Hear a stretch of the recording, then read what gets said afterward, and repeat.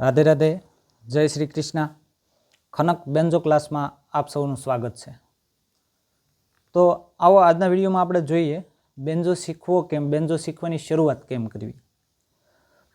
તો બેન્જો શીખવું એકદમ ઇઝી છે, ખૂબ આસાન છે બેન્જો શીખવો। જો આપણને 12 સ્વરોનું જ્ઞાન થઈ જાય તો આ 12 સ્વરો છે એ મહત્વના છે।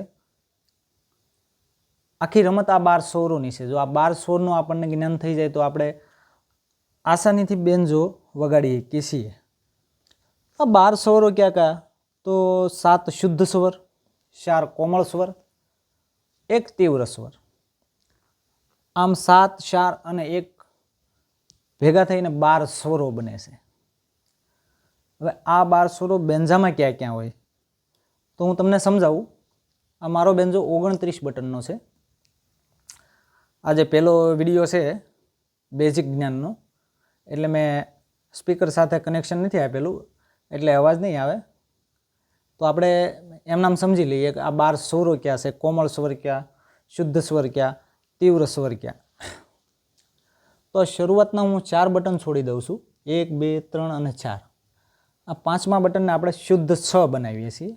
હવે પછીના હું તમને 12 સ્વરો સમજાવું, 1, 2, 3, 4, 5, 6, 7, 8, 9, 10, 11 ને આ 12।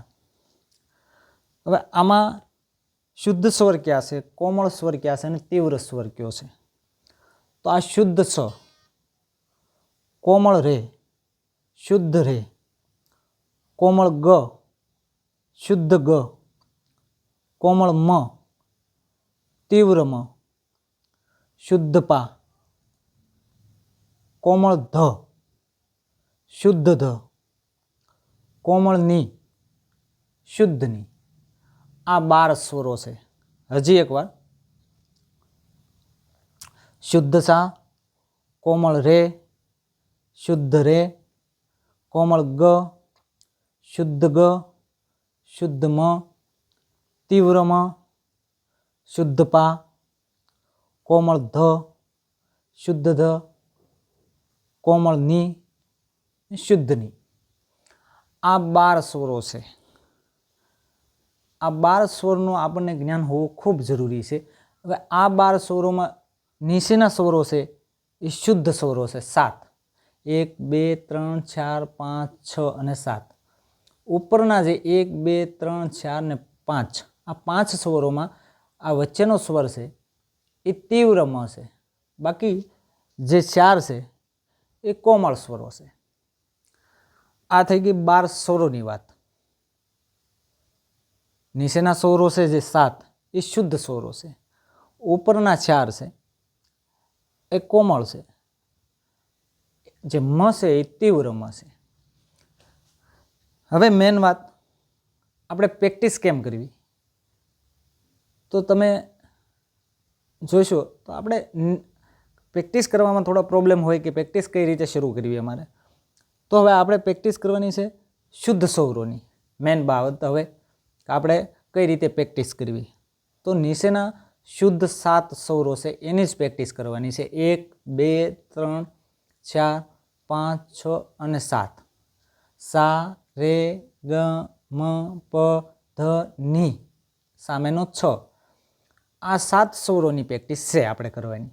મેન વાત છે આંગળીઓ કેમ ચલાવવી, બીજી વાત છે આ પટ્ટી કઈ રીતે વગાડવી। આપણે આને સ્પ્રેક્ટમ કહેવામાં આવે, પણ આપણે ગુજરાતીમાં આને પટ્ટી જ કહીશું।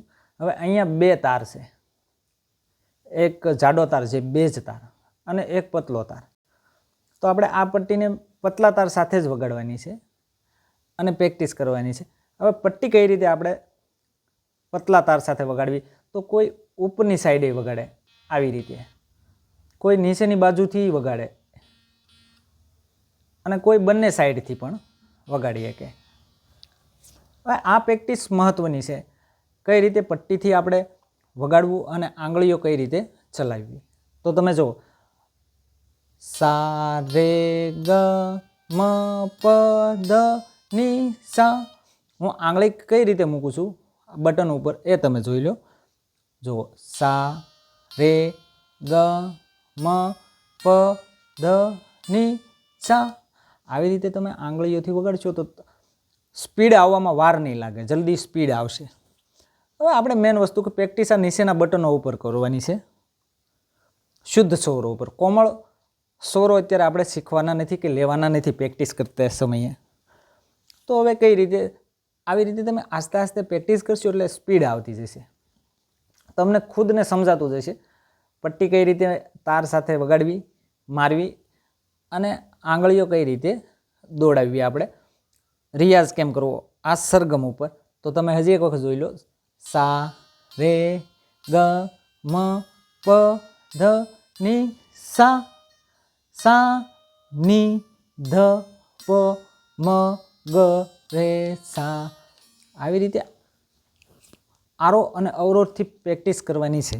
આ તમે આરોહ અવરોધથી પ્રેક્ટિસ કરીશું એટલે આંગળીઓમાં સ્પીડ આવતી રહેશે. મેન વસ્તુ આંગળીઓ અને આ પટ્ટી કઈ રીતે વગાડવી, ક્યારે વગાડવી, આંગળી ક્યારે મૂકવી, આ વસ્તુ તમે જે રીતે પ્રેક્ટિસ કરતા જશો, જેમ જેમ તમે આગળ એમ તમને સમજાતું જશે. તમારી રીતે આઈડિયા આવશે કઈ રીતે પટ્ટી મારવાની હોય, કઈ રીતે સ્પીડ આવે, કઈ રીતે આંગળીઓ આપણે ચલાવવી બટનો ઉપર.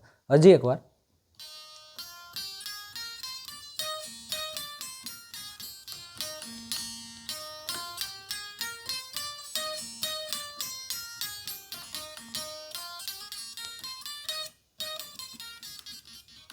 આ રીતે તમારે પ્રેક્ટિસ કરવાની છે. તમે 7-8 દિવસ પ્રેક્ટિસ કરશો એટલે આપોઆપ સ્પીડ આવવા મળશે. યાદ રાખજો, નીચેના સ્વરો શુદ્ધ સ્વરો સા રે ગ મ પ ધ ની સા, સા ની ધ પ મ ગ રે સા, સા રે ગ મ પ ધ ની સા, સા ની ધ પ મ ગ રે સા. આ રીતે તમે રેગ્યુલર પ્રેક્ટિસ કરશો એટલે સ્પીડ આવતી જશે અને તમારી રીતે તમને આઈડિયા આવશે કે હવે આપણે સ્પીડ કેમ લાવવી, પટ્ટી કઈ રીતે મારવી. તો બેન્જો શીખવાની જે આપણે શરૂઆત કરીએ એમાં આ બાબતો બહુ મહત્ત્વની છે. સ્પીડ લાવવી, પટ્ટી કઈ રીતે મારવી, સ્વરોનું જ્ઞાન આપણને કેટલું છે એ જોવાનું. આમાં જો બોલતું જવાનું છે તમારે. જ્યારે તમે પ્રેક્ટિસ કરો ત્યારે તમને ખુદને ખબર હોવી જોઈએ કે આપણે કયા સ્વર ઉપર કઈ આંગળી મૂકીએ છીએ, ક્યારે મૂકીએ છીએ, એ સ્વર કયો છે. તો આપણે જે નીચેના 7 શુદ્ધ સ્વરો ઉપર જ્યારે પ્રેક્ટિસ કરતા હોઈએ ત્યારે સા રે ગ મ પ ધ ની સા, સા ની ધ પ મ ગ રે સા. આવી રીતે તમે રેગ્યુલર પ્રેક્ટિસ કરશો એટલે સ્પીડ આવશે, સ્વરોની સમજ આવશે અને તમે આસ્તે આસ્તે બેન્જોમાં આગળ વધશો. હું તમને એકદમ સરળ ભાષામાં આ બેન્જો સમજાવું છું એટલે તમે જલ્દી શીખી જશો. હું આશા કરું કે તમે જલ્દી બેન્જો શીખો, પણ રેગ્યુલર પ્રેક્ટિસ કરવાનું નહીં ભૂલતા. અને પ્રેક્ટિસ જ વસ્તુ એવી છે કે જે તમને સ્પીડ આપશે.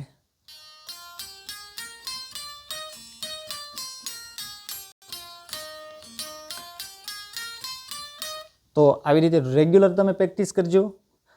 મારા બેન્જો શીખવા માટેના દર રવિવારે અને સોમવારે સવારમાં વિડીયો આવશે. એક વિડીયો શીખવા માટેનો હશે બેન્જોની, કઈ રીતે શીખવો, રાગ, પ્રેક્ટિસ કેમ કરવી, એવી રીતનો. બીજો વિડીયો જે સોમવારે આવશે એમાં આપણે ગીત વગાડતા શીખશું કે કયું ગીત કઈ રીતે વગાડાય બેન્જામાં.